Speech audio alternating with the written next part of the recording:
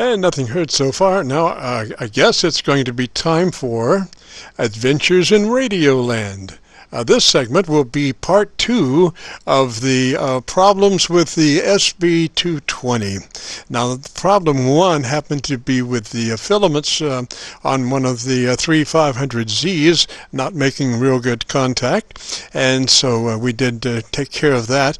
But lo and behold, after that situation was remedied, all of a sudden there was nothing.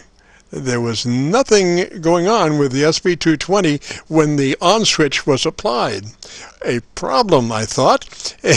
And I'm thinking, well, I did hear some kind of noise right when I hit the on switch, and I wasn't exactly sure what that noise was, only that I had never heard it before, and so one has to be rather observant when they're operating linear amplifiers for strange sounds, which might be a tip-off that all heck is about ready to break loose, and duck for shrapnel, or something has run amok.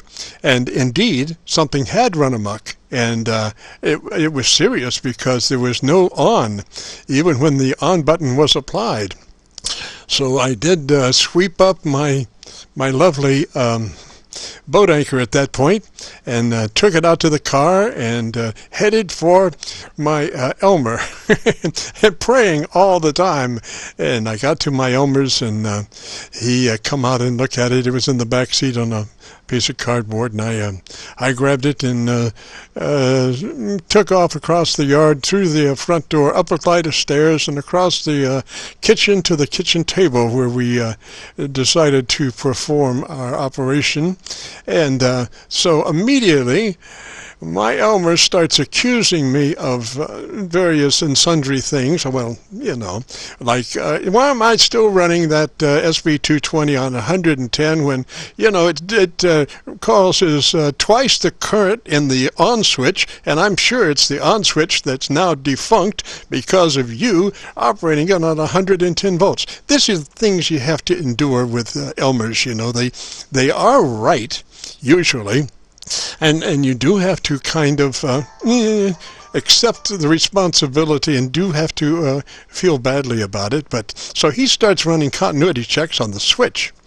Now, I had always been taught that what you should do when you have a dead soldier piece of equipment is that you start an AC ring out.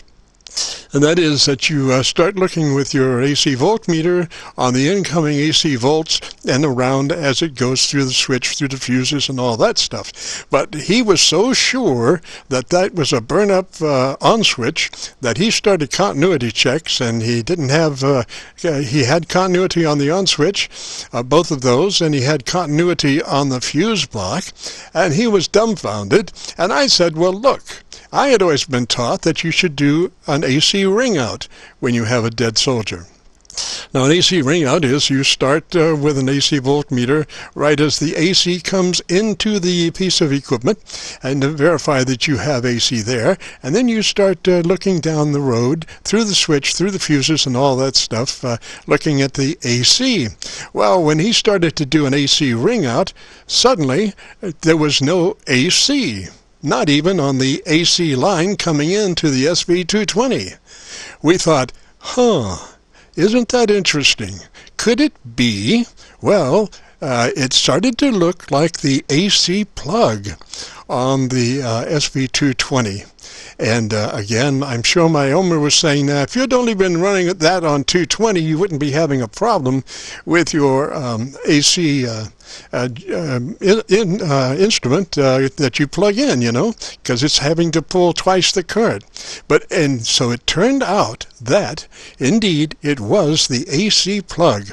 That cable, AC input line to the SB-220 is really heavy duty, and it's hard to manipulate inside a AC plug to do a good job. And so apparently, and I put that plug on myself. I know I did. So I cut about 2 inches off the line and proceeded to reattach the AC plug-in, and lo and behold, when I got home, it took off like a big bird. Everything was copacetic. So what turned out to be a rather minor incident at the time looked like a major development. I mean, I could just see the plate transformer, power transformer winding opening up.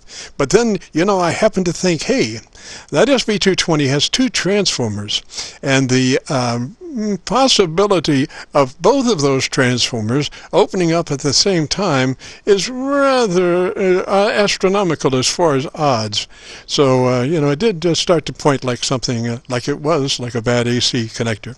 Anyway, so that's this week's Adventures in Radioland, which is part 2 of the problems with the SB-220. Anyway, this is the Friday afternoon Qso-Vlog network. From now until 5, we're running live. If you've got a radio you want to check out the audio, give us a shout. This is KC9VKV.